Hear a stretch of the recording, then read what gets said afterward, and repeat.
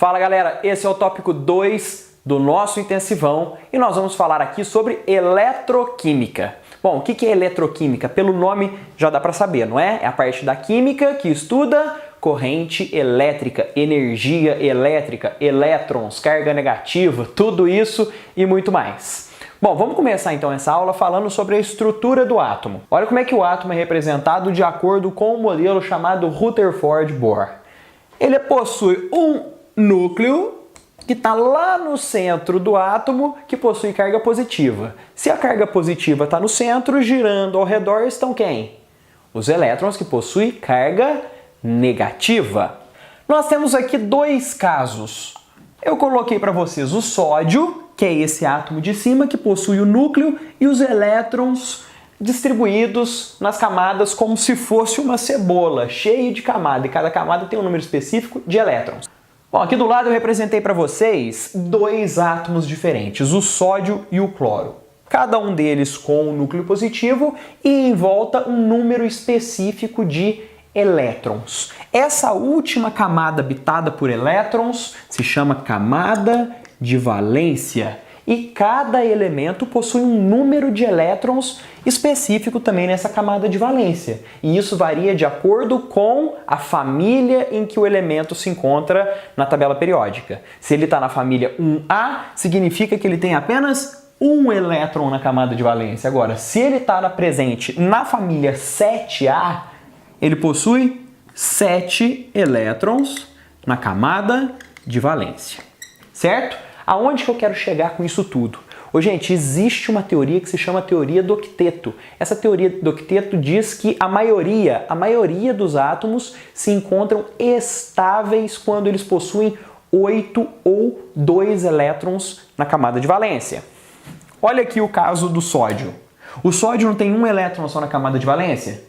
Se esse elétron sai daqui, a camada mais interna possui 8 elétrons. Estabilidade para ele. E o cloro possui quantos elétrons na última camada? 1, 2, 3, 4, 5, 6, 7. Ele precisa ganhar um elétron só para ficar com 8. O que eles fazem aqui então? Olha que interessante, para os dois, esse elétron que antes estava no sódio, ele vai migrar para o cloro caso esses dois átomos se encontrem juntos no meio reacional. Então, esse elétron vindo para cá, pá! Eu tenho quantos elétrons? 1, 2, 3, 4, 5, 6, 7, 8 elétrons na última camada. Beleza, e o sódio? Essa camada já não tem mais elétrons nenhum, eu vou tirar ela daqui. E a camada mais interna tem 1, 2, 3, 4, 5, 6, 7, 8. Beleza, os dois ficam felizes com isso.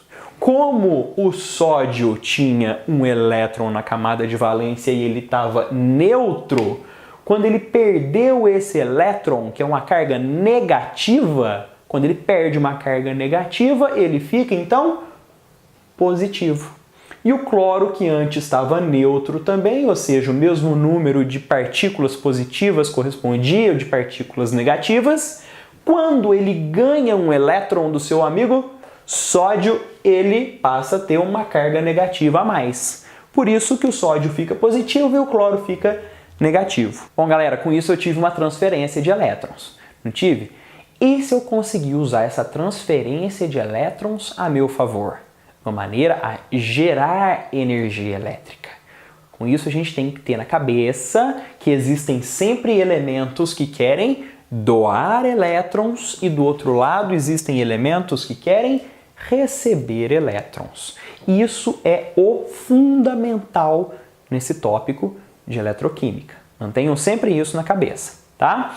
Então, como eu disse, um fluxo de elétrons é criado de um elemento que quer doar para o outro que quer receber. E com isso eu representei aqui também na forma de uma corrente, que isso daqui é uma corrente, que os elétrons em corrente, caminhando sempre para o mesmo lugar, vão formar a famosa corrente elétrica. E com isso nós conseguimos tirar muitos proveitos ao nosso favor.